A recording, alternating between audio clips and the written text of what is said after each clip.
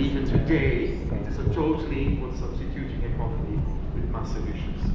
And then the final thing that an economist can definitely help you with is to stop stupid things. When I was working in government, I saw that as my main task. Stop doing stupid things. That's what a technocrat can do. It's harder to say, this is what you really should do, but we tend to recognize what is not very sensible. So, this leaves me with another kind of conundrum, a kind of puzzle. If there is a choice, you don't have to be narrowly a particular ideology, you don't have to be narrowly picking one recipe, you don't have to be narrowly doing very limited, very specific things. I do ask the question, and if you as a politician, as a political class, have a choice, so why do so many countries still not go for growth and development? So why don't they? They can adjust to their local political constraints, their local economic context, their historical context, their cultural context. So why don't they all pursue sensible economic policies? And for me, and this is then the key part of it, is then the key bit is try to understand what drives people with power. What is it that's going on in a state? Okay, and we go back to history. Another Nobel Prize winner, Douglas North, the father of the School of Institutional Economics, wrote a great book, Violence and Social Orders, the last one. And in fact, almost the best bit of the book is the first paragraph, which is I give you here. And he says, think of a state as follows. What is a state when they historically emerged and even today? He looks at the state as a coalition of dominant forces. Dominant forces linked to elite groups who choose not to use violence, but actually have keeping it more or less together.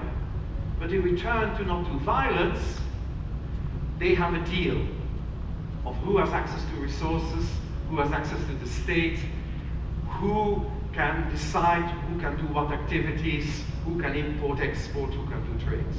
It says all states could be looked at that lens. So again, it's not just the underlying organizational structures, but also the people that form that dominant coalition of forces. Now, what's important, and I use that framework in my book, don't think of the elites just as the political class. Everywhere in the world, and having worked with a lot of politicians in my career, I think we blame politicians a bit too much. Politicians are there because they're connected with elite forces. And the elites basically are those with power and influence. And who are they? People with power and influence all over the world. There will be, yes, the political class, but also senior civil servants, public administration, people in the military, actually civil service, basically social organizations and civil society often are part of this as well. And businesses, you know. If you are the elite, you're in the room, maybe you don't realize it, but you also were probably connected to it. Actually, it's not 20 people, 30 people. It's spheres of influence and connectivity to leading groups. And what I think you need to understand always, okay, what is the coalition of power at the moment? What is the underlying deal? Is it a deal of peace and stability? And a lot of more or less functioning nations have this. But it also is not just a political deal between groups, it's an economic deal. It's basically about what constrains the choices you make. It's not just about controlling the state, but also controlling access to resources and its distribution. And so that's actually what political